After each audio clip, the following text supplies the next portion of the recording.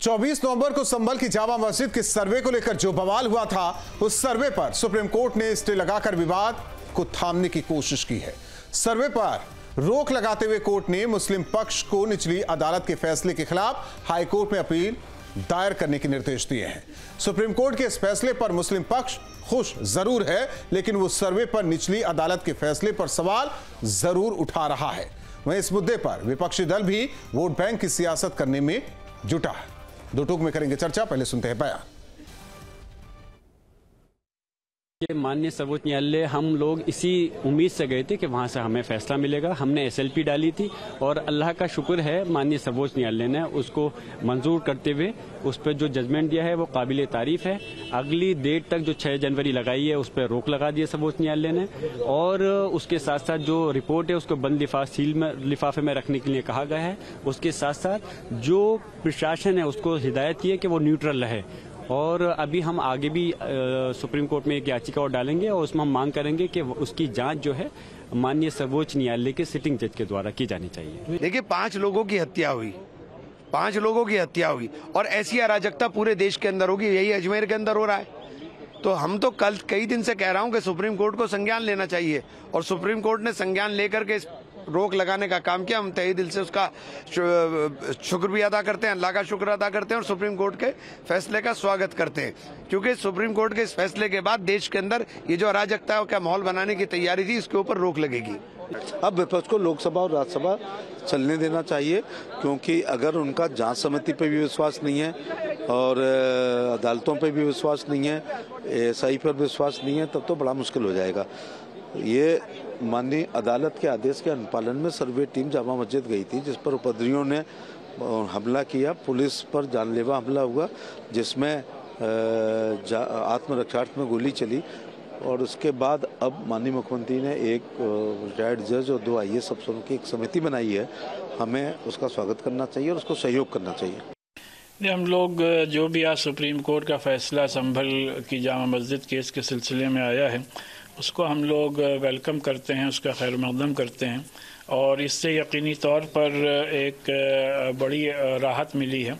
और जिस तरीके से ऑनरेबल सुप्रीम कोर्ट ने आज ये कहा है कि और निचली अदालत को ये हिदायत दी है कि संभल जामा मस्जिद केस के सिलसिले में कोई भी निर्णय और फैसला ना किया जाए, और मस्जिद साइट को हाई कोर्ट जाने की भी हिदायत दी है, और हर हाल में संभल में लॉ एंड ऑर्डर को मेंटेन करने का ऑर्डर दिया है, रखने का ऑर्डर दिया है। इससे सभी को एक बड़ी राहत मिली है, और हम लोग उम्मीद करते हैं कि ये मामला इंशाअल्लाह जल्दी हल हो जाएगा। और ऐसे में बड़े सवाल, सर्वे पर रोक का आदेश, रोक से बढ़ेगा और क्लेश।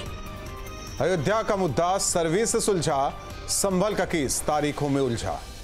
संभल, सुप्रीम कोर्ट और सरकार, अब हाई कोर्ट में होगा आर पार। संभल में सर्वे पर संग्राम, सियासत में मचा घमासान। इन सवालों के साथ मेहमानों से करेंगे चर्चा। अभी शरद त्रिवेदी जी, प्रवक्ता बीजेपी, हमारे साथ जुड़े हैं। साथ ही साथ हाजी नाजिम खान साहब, मुस्लिम एक्टिविस्ट, हमारे साथ जुड़े हैं। बाकी मेहमान थोड़ी देर में जुड़ेंगे। आप दोनों मेहमानों का स्वागत है।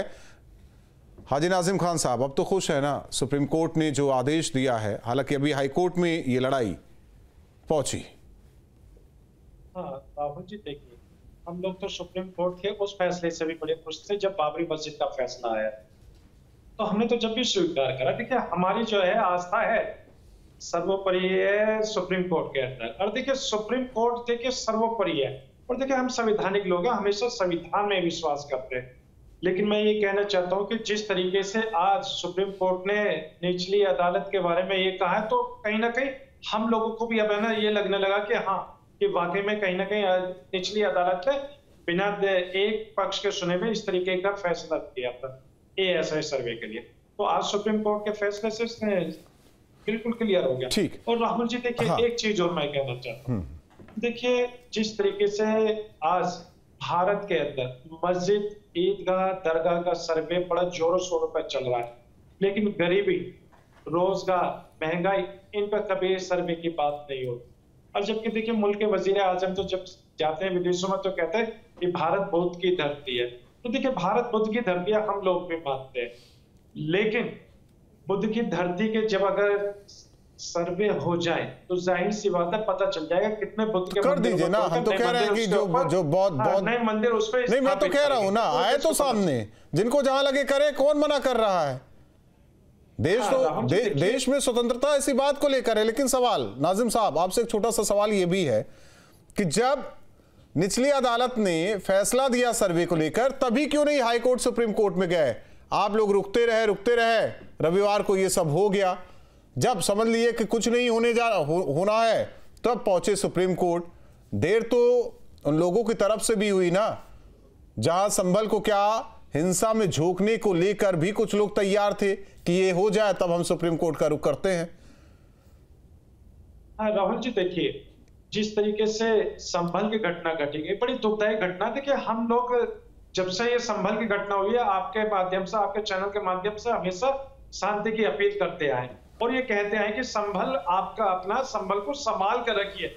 लेकिन जिस तरीके से वहां पर 5 मौत हुई है, बड़े 5 मौत हुई क्यों? मैं तो कह रहा हूं, शुक्रवार को जो नमाज पढ़ने पहुंच गए थे आपके सांसद साहब, समाजवादी पार्टी वाले, वो चले गए होते सुप्रीम कोर्ट, मस्जिद कमेटी चली गई होती सुप्रीम कोर्ट, तो ये नौबत ही ना आता। जो आज फैसला आया, ये कब का आ गया होता। लेकिन ऐसा क्या, पता नहीं कौन इंतजार करा के क्या करना चाह रहा था, ये समझ से परे है। हमारे साथ प्रोफेसर भुवन जोशी जी भी जुड़े हैं, समाजवादी पार्टी के प्रवक्ता आचार्य एच.एस. रावत जी, हिंदू धर्म गुरु, जुड़े हैं। आप दोनों का भी स्वागत है। एच.एस. रावत जी, निचली अदालत का फैसला नामंजूर, बड़े अदालत का फैसला, उच्च या उच्चतम अदालत का फैसला मंजूर। देखिए राहुल जी, हमारा उद्देश्य यह है कि अगर हमारे तोड़ करके मस्जिद बनाई तो संविधान हमें अधिकार कि हम कोर्ट में जाएं, कोर्ट के सामने हकीकत उनको बताएं कि देखिए 75 में वहां पर सर्वे कराया पर मंदिर के प्रूफ। उस समय पर भी अब था जब हमारे पास साक्ष्य हैं और अगर हमें देती है तो हमें आना चाहिए। कोई भी संविधान भी 1990 ये बोलते हैं वो एक्ट हमें अपनी स्वतंत्रता जाने के अधिकार से, वो सिर्फ ये वंचित, ऐसा स्ट्रक्चर था में हम तोड़फोड़ नहीं। हम सरकार की संज्ञा है कि देखिए कि एच.एस. राव जी, आपके ऑडियो को सही कराते हैं, हालांकि यह पूरी तरीके से ऑडियो हम तक नहीं पहुंच पा रही, दर्शकों तक नहीं पहुंच पा रही है। प्रोफेसर भुवन जोशी जी, अब तो आपका डेलीगेशन भी जाने वाला है, बड़े नेता भी जाने वाले, क्या ढूंढने की कोशिश होगी वहां? देखिए राहुल जी, सबसे पहले मैं आपके चैनल के माध्यम से माननीय सर्वोच्च न्यायालय का आभार प्रकट करता हूं कि जिस प्रकार उन्होंने सोशल फैब्रिक को जो बचाने का जो आदेश दिया है, इससे देश में एक अमन चैन का माहौल उत्पन्न होगा और भारतीय जनता पार्टी जिस पिच पर देश को ले जाना चाहती है, प्रदेश को ले जाना चाहता है, कहीं ना कहीं उस पर अंकुश लगने का काम करेगा। कानून का विद्यार्थी होने के कारण प्लेस ऑफ वर्शिप एक्ट धारा को भी हमने पढ़ने का काम करा। 1991 में तत्कालीन नरसिम्हा राव की सरकार जी ने भी एक मूवमेंट के बाद एक कानून बनाने का काम करा, उसका भी हम लोग अध्ययन करते हैं। और देश में जो चिंता होनी थी उससे भटकाने के लिए भारतीय जनता पार्टी अनुमन देश को, ताकि लोगों की चर्चा ना हो पाए बेरोजगारी से, महंगाई से, स्वास्थ्य पे, शिक्षा पे जो हमारे मुद्दे हैं। और चूंकि मैं जीवन भर विद्यार्थियों से जुड़ा रहा, तो मैं ये पाता हूं कि जो आज विद्यार्थियों को जो चिंता है कि जब हम अपना कोर्स पूरा कर लेंगे या ट्रेनिंग पूरा कर लेंगे, उसके बाद हमारा रोजगार लगेगा कि नहीं लगेगा, इस ओर उनकी चिंता है। उनकी चिंता ये नहीं है कि हम मंदिर को बचा ले, मस्जिद को बचा ले। सही बात है। उनकी चिंता और जो ये है हिंसा वाले दिन तस्वीर भी सामने आई, उसमें जो पकड़े गए कुछ तो नाबालिग भी हैं। आप लोग तो उनके भी भविष्य को लेकर सोचिए ना, इतने युवक हैं उसमें कि पूछिए नहीं, उनके भविष्य को लेकर भी सोचिए। अब बीजेपी वाले थोड़ी उनके हाथों में, मैं बार बार कह रहा हूं कि पत्थर पकड़ाने गए थे, पता नहीं पत्थर किसने पकड़ाया, ईंट किसने पकड़ाई या हथियार किसने पकड़ाया, ये तो आप लोग भी सोचिए। जी जवाब ले लीजिएगा राहुल जी। राहुल जी, लोगों ने ये भी देखने का काम करा कि जिस दिन सर्वे हुआ उस दिन किस प्रकार के धार्मिक नारे लगाए गए थे? क्या ऐसा होता है कि सर्वे से के दौरान ऐसे नारे लगाकर किसी दूसरे पक्ष को भड़काने की कोशिश करी जाती है? ये भी देश और प्रदेश देख रहा है और समझ रहा है कि कौन लोग थे वो। हम लोग उस हिंसा का पक्ष नहीं ले रहे जिन्होंने पत्थर चलाए, अगर वो भी गलत है, लेकिन ये हमारा मानना है और हमारे नेता ने भी कहने का काम करा है कि जो 5 लोगों की हत्या हुई है, प्रशासन पर उनकी हत्या का मुकदमा चलना चाहिए। और अब तो सुप्रीम कोर्ट ने भी पुलिस प्रशासन को कहा है कि क्या हम कोई ऐसी सख्त लाइन जारी करें तभी अंकुश लगेगा आपके उस पे। और मैं बहुत तहे दिल से आज आपके चैनल के माध्यम से माननीय सुप्रीम कोर्ट का ठीक है, यही तो बात मैं बार बार कह रहा हूं, मन मुताबिक फैसला शरद त्रिवेदी जी आ जाए तब तो बहुत बढ़िया, स्वागत योग्य। ना मन मुताबिक रहे ये तो गलत है। आप लोग सुप्रीम कोर्ट से लेकर हाई कोर्ट से लेकर निचली अदालतों को भी इफेक्ट पहुंचा रहे हैं, ये भी आरोप लगे। पिछले डिबेट में पूर्व जजों की भी बात कह डाली विपक्षी दलों ने। राहुल जी देखिए, इस केस का भारतीय जनता पार्टी केंद्र में की सरकार या राज्य सरकार या किसी कार्यकर्ता का कोई लेना देना नहीं है। ये एक निजी याचिका के ऊपर लोअर कोर्ट ने फैसला दिया था कि जो भी स्थिति है, ये आए दिन इस तरह के फैसले होते हैं कि साहब आप जाइए और वहां की क्या रिपोर्ट है वो हमें आके दिखिए। उसमें एक लोकल कमिश्नर, एक वकील जो है वो अपॉइंट किया जाता है, वो जाके वहां की रिपोर्ट देता है। एकदम सामान्य सी प्रक्रिया थी जिसमें कोई दिक्कत नहीं थी। कम से कम हर जिले में 50 ऐसे केस होते हैं। और भुवन भाई मेरे मित्र भी हैं, वो कानून के प्रोफेसर हैं, मुझसे ज्यादा पढ़े लिखे हैं, वो जानते हैं कि इस तरह की केस होता है। ये सर्वे होना था और इसका प्रशासन ने पूरा एहतियात बरता था। जैसे ही ऑर्डर हुआ तुरंत उसका सर्वे कराया गया क्योंकि कोर्ट का ऑर्डर था। और 19 तारीख को सर्वे में कोई दिक्कत नहीं थी। 20 तारीख को जैसे ही इलेक्शन का रिजल्ट आया उसमें पता चल गया कि साहब सेकुलर वोट छिटक रहा है। उसके बाद जब दोबारा सर्वे की बात हुई तो उसके सर्वे में वो भी सुबेरे शाम को 6:30 बजे ये सूचना दे दी गई थी मस्जिद कमेटी को, और वहां के स्थानीय विधायक को और स्थानीय सांसद को ये सूचना 6:30 बजे दी गई थी। ये डीएम साहब ने खुद बताया है।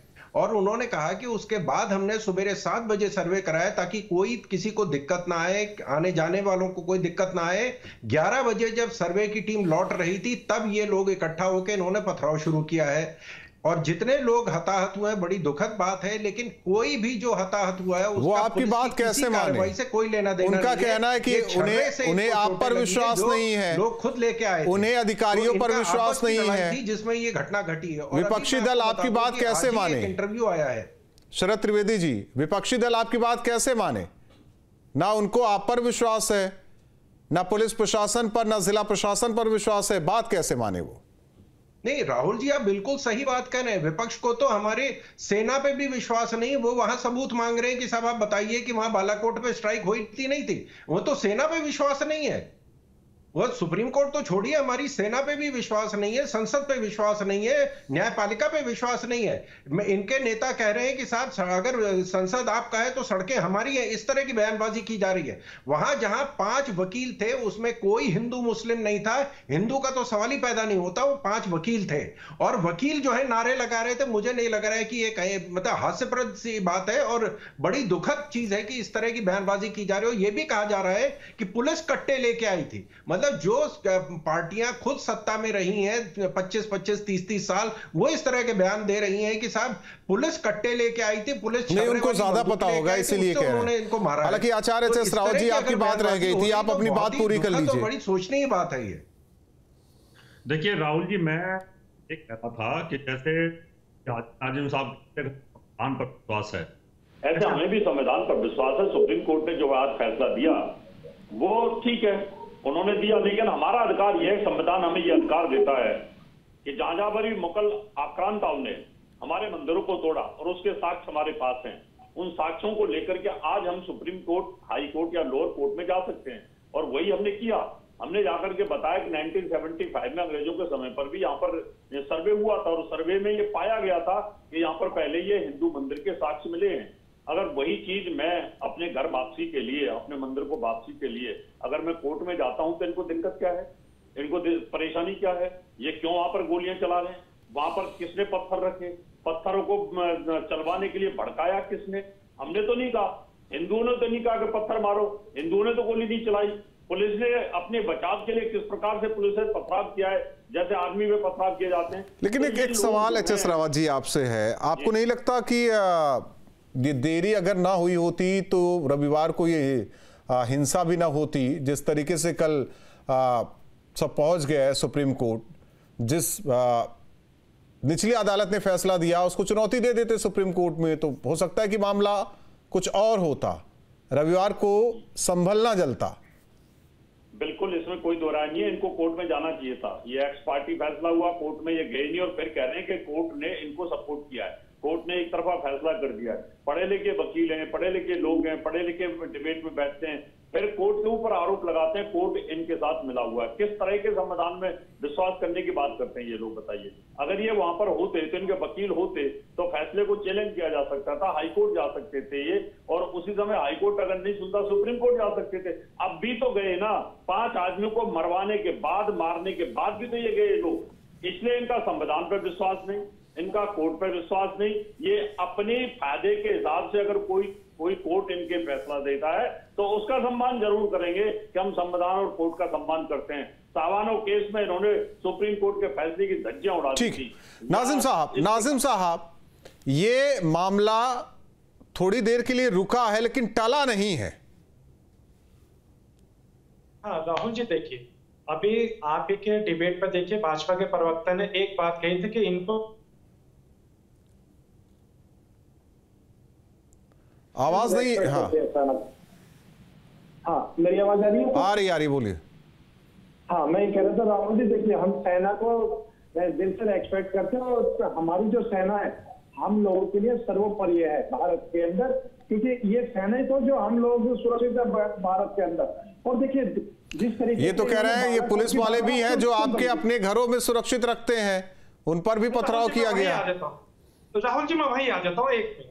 मैं ये कह रहा हूँ कि देखिए बालाकोट के अंदर हमारे सेना ने एयर स्ट्राइक, मैं उस पर नहीं जा रहा हूँ ना, आप आ जाते हैं ना, संभल की बात कर लेते हैं। पुलिस प्रशासन सामने जमकर पथराव होता है सर। हाँ, मैं ये कह रहा था जब पुलवामा अटैक पर हमारे जो आर्मी के जवान शहीद हुए थे, आज तक कार्डियक्स का पता नहीं चल पाया। खैर देखिए, मैं अब आ जाता हूँ संभल वाली बात पर। देखिए संभल के अंदर जिस तरीके से घटना घटी, ये घटना नहीं घटनी चाहिए थी। इसका हम लोगों को बड़ा दुख है। कहीं ना कहीं हम लोगों को ये लगता है कि अगर शासन मेरा सवाल नाजिम साहब एक सीधा सवाल है। जिस दिन लोअर कोर्ट का फैसला आया, क्यों नहीं चले गए आप लोग सुप्रीम कोर्ट से लेकर हाई कोर्ट तक? क्यों होने दिया रविवार वाला मामला?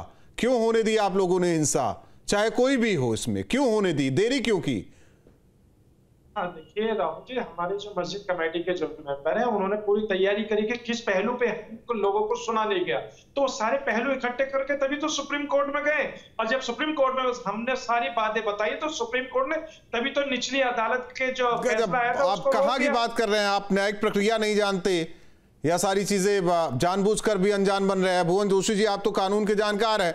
मान लीजिए मैं कहीं गया, किसी पक्ष में मेरे खिलाफ फैसला आ गया, मैं तो तुरंत चैलेंज करता हूं हाई कोर्ट, फिर वहां से फैसला हुआ सुप्रीम कोर्ट। सब जानते हैं कि क्या प्रक्रिया है।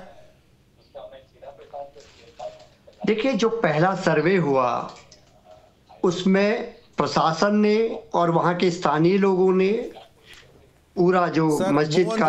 भुवन जोशी जी, मेरा सीधा सवाल है, सर्वे का फैसला आया, ठीक है, आप तुरंत क्यों नहीं चले गए हाई कोर्ट? मैं उसी बात को कहना चाहता हूं, मुझे 1 मिनट का समय दे दीजिए। मैं इतना कहना चाहता हूं कि जब पहला सर्वे हुआ पूरे सभी लोगों में सद्भाव था, प्रशासन, शासन, मस्जिद कमेटी, सब लोगों ने उसमें सहयोग करने का काम करा, रिपोर्ट जमा होनी थी।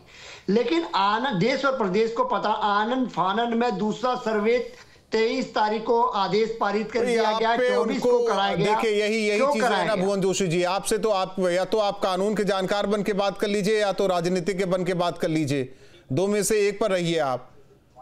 मैं तो कहता हूं ये हुआ ही क्यों? अगर निचली आप बार बार कह रहे हैं ना निचली अदालत के फैसले को एक पक्ष को सुना नहीं गया, तो क्यों नहीं गए हाई कोर्ट? क्यों नहीं गए सुप्रीम कोर्ट जो अब गए, जो रविवार के दिन हुआ? ये बार बार मैं ये कह रहा हूं ना, थोड़ा धीमा हुआ है ये प्रोसेस, ये मामला, लेकिन थमा नहीं है। राहुल जी, उसके पीछे मंशा क्या थी भारतीय जनता पार्टी की? क्यों 23 तारीख को 24 तारीख को उसको आनंद फानन में कराया गया? क्यों दोनों पक्षों को सुन के नहीं कराया गया?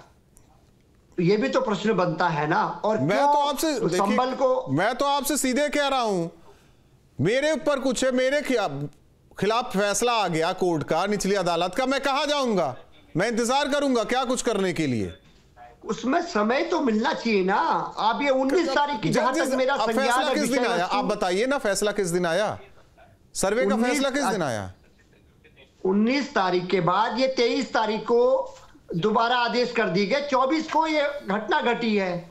यही विषय जितने मेरी जानकारी है, 24 तारीख को ये घटना घटी है। इसके पीछे सरकार की मंशा साफ साफ है, जो हम पहले दिन से कह रहे हैं। घूम फिर कर आपके पाले में गेट डाली जा रही है।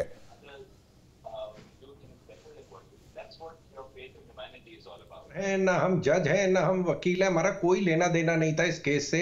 और पहले जो सर्वे हुआ था उसके जो बाद जो दूसरा सर्वे हुआ था उसके बीच में 5 दिन का समय था, जब एक रात में एक महान समाज सेवी थे अफजल गुरु, उनको जब फांसी दी जानी थी तो केस उनका डिसमिस हुआ 8 बजे, फिर फाइल किया गया 11 बजे, फिर फाइल किया गया 2 बजे, उसके बाद 3 बजे, और फिर जब वो भी डिसमिस हुआ तो 5 बजे आखिरी पिटीशन फाइल करी गई, तब 5:30-6 बजे उसको लटकाया गया है। जब उसके केस में ये किया जा सकता था तो ये तो भुवन भाई तो बहुत अच्छे वकील भी हैं, वो तो तुरंत केस फाइल कर देते, हाई कोर्ट में कर देते, लोअर कोर्ट के फैसले के अगेंस्ट आप डिस्ट्रिक्ट कोर्ट में रिवीजन फाइल कर सकते हैं, आप हाई कोर्ट में फाइल कर सकते हैं, सुप्रीम कोर्ट आ सकते हैं, आपके तो मल्टीपल अपॉर्चुनिटी आपको केस लड़ने के लिए। लेकिन यहाँ ये है कि नहीं साहब, लेकिन सवाल है कि किया क्यों नहीं गया, कराना है। और कोई अभी तक जो भी हमारे पैनल में रहे उनमें से किसी ने एक आंसू उन 20 पुलिस वाले जो हमारे बहादुर जो पुलिस वाले थे उनमें से जो घायल हुए उसके लिए भी कोई एक आंसू बहा दे।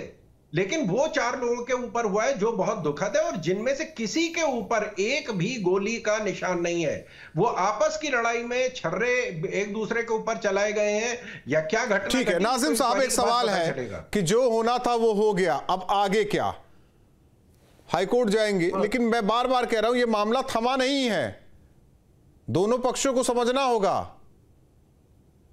राहुल जी देखिए, हम लोगों का संवैधानिक अधिकार है। देखिए हमें निचली अदालत से देखा कि हमारे फैसला हमारे अनुकूल है, हमें सुना नहीं गया, तो देखिए हम सुप्रीम कोर्ट गए, सुप्रीम कोर्ट ने कहा कि हाई कोर्ट जाइए। देखिए हम लोग हाई कोर्ट में अपने बात पूरी पुख्ता तरीके से रखेंगे, हाई कोर्ट को बताएंगे कि हाँ देखिए किस तरीके के यहाँ पर शाही मस्जिद के नीचे मंदिर बनाने के एक प्रोपेगेंडा चलाया जा रहा है। तो देखिए हम अपनी बात को रखेंगे, जब हाई कोर्ट की तरफ से जो फैसला आएगा, अगर हम देखते हैं कि वो फैसला जो भी होगा वो हम स्वीकार करेंगे, सेटिस्फाई होंगे तो स्वीकार करेंगे, अगर सेटिस्फाई नहीं है तो सुप्रीम कोर्ट की तरफ रुख करेंगे। नहीं लेकिन तो जिस तरीके से भी वही कह रहे हैं ना कि संतुष्टि नहीं होगी तो क्या फिर पत्थर चलेंगे, ये भी सवाल है एच.एस. रावत जी। क्या अभी तो इन्होंने कहा कि हमें ऐसा माने, अगर आपने फैसला माना होता तो लोअर कोर्ट ने जब कहा था कि दोबारा सर्वे होना चाहिए तो उस समय पत्थर क्यों इकट्ठे किए? उस पुलिस का क्या कसूर था? पुलिस के ऊपर पत्थर क्यों मारे? 20 लोग घायल क्यों हुए? क्यों वहां पर इस प्रकार का उपद्रव किया कि हजारों आदमी इकट्ठे होकर के वहां पर जो सर्वे टीम थी उसको मारने की तैयारी कर रखी थी? इसका मतलब आप लोगों का कोई विश्वास कोर्ट में है नहीं।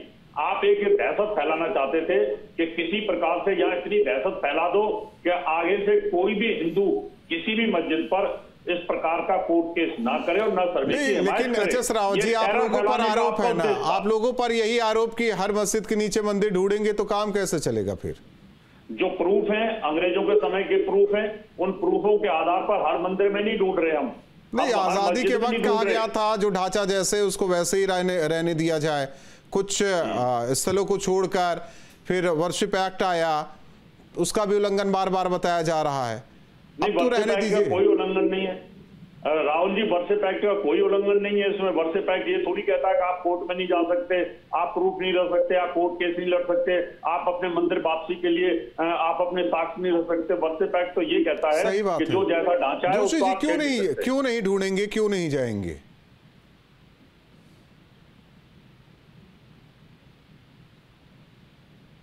राहुल जी किसका है? जोशी जी से था, लेकिन वक्त नहीं है। बहुत बहुत धन्यवाद आप सभी मेहमानों का हमारे साथ जुड़ने के लिए। तो संभल का मामला सुप्रीम कोर्ट पहुंचा, हालांकि फैसले पर रोक। दूसरी ओर सुप्रीम कोर्ट ने हाई कोर्ट जाने के लिए कहा है, लेकिन यह विवाद इतनी आसानी से थमने वाला नहीं है। अब तारीखों में यह पूरा मामला उलझेगा। सवाल इस बात को लेकर है कि देरी क्यों की गई, क्योंकि राजनीति करनी थी या इसके पीछे और कोई वजह है। जांच के बाद बहुत कुछ साफ हो जाएगा। दो टूक में इतना ही।